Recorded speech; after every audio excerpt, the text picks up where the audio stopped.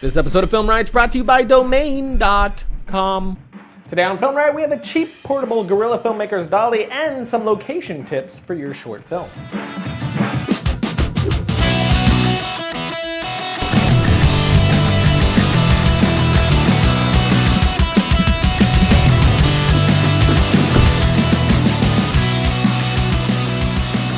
Welcome to Film Riot, the show that takes mystery out of the effects and techniques. I'm your host, Ryan Conley, and as you may or may not know, we shot a short film while we had the Red Epic in our clutches, which I no longer have. I had to send it back, but I'm okay, handling it well. But while we had it, we wanted to do something more with it than just test. So I decided to forego sleep for 2 weeks and threw together an action film for us to shoot, which I wrote in one day. We gathered all the props and people we would need the next day and the location we needed the day after that, and then started shooting pretty much right away. And the reason I bring this up is because of this question right here.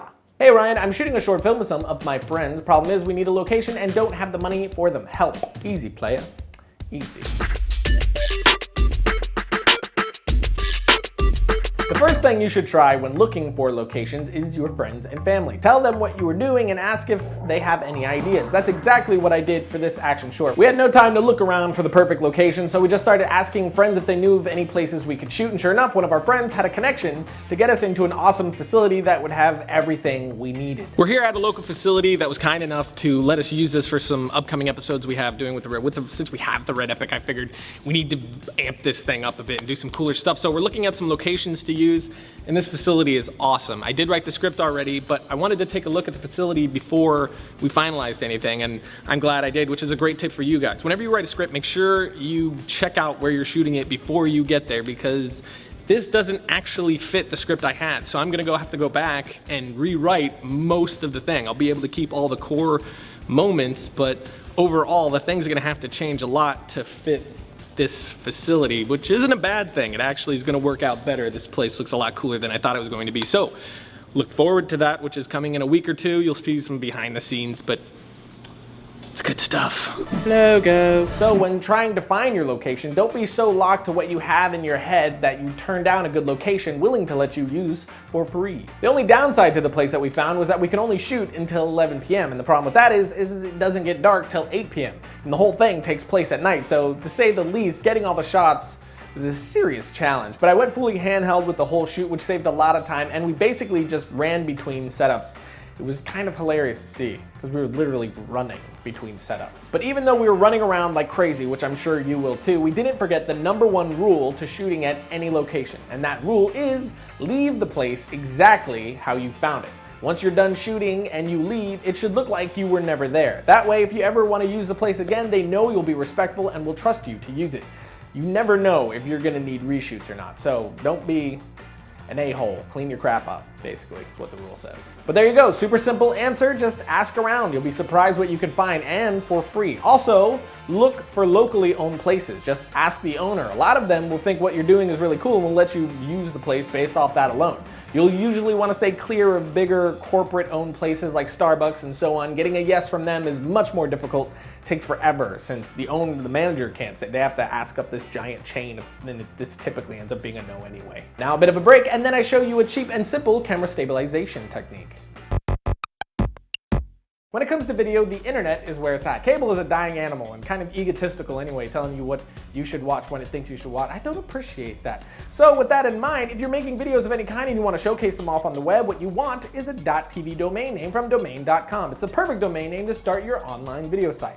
With a .tv website, you control your content and look more professional than just having a YouTube channel. If you want to showcase your work, get seen on .tv. So here's what you do. Just go to Domain.com and search for the perfect .tv domain for your website. Then use the coupon code FilmRiot at checkout to save an extra 15%.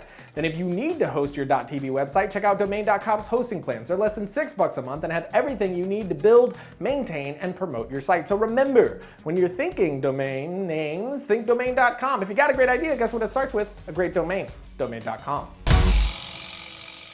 Logo. Even though I decided to shoot our short action film all handheld, there does come a point where shakiness gets a little bit too shaky. Like if the actor is running and I'm trying to track with him like this. It's really hard to keep the frame right, and with a larger, more expensive camera like the Epic, it can become unsafe for your gear. So I bought myself a wheelchair. Yes, a wheelchair. And this technique is called the wheelchair dolly, and it's not an original idea. This actually gets used a lot in indie filmmaking. I actually got the idea from Robert Rodriguez. The effect ends up somewhere between a dolly shot and a handheld shot, so I was still able to get that handheld feel, but with much more stability and the ability to track perfectly with my actor for some great shots. The wheelchair only cost me about $100 from Amazon.com, but you can get cheaper ones, and if you look on eBay, you could probably get them super cheap. And the best thing about using the wheelchair dolly is you can get great shots that are easy to set up. So if you don't have the time to lay out dolly tracks to get that shot, or if you need a tracking shot that's much longer than your tracks will allow, this is a great and one of my favorite indie filmmaking techniques. So add that to your box of filmmaking knowledge.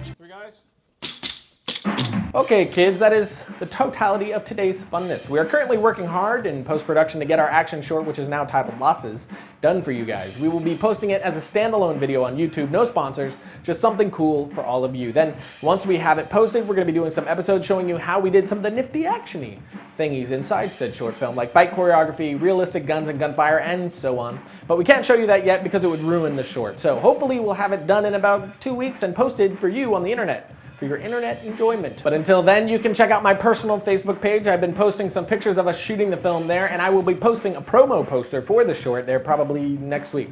So, good fun. Tons of good, wholesome fun and whatnot. But I'll see you next time when I sculpt a mountain out of mashed potatoes. Is that a movie? Mm-hmm. Really? Yeah, it is. What movie? I don't know. What movie?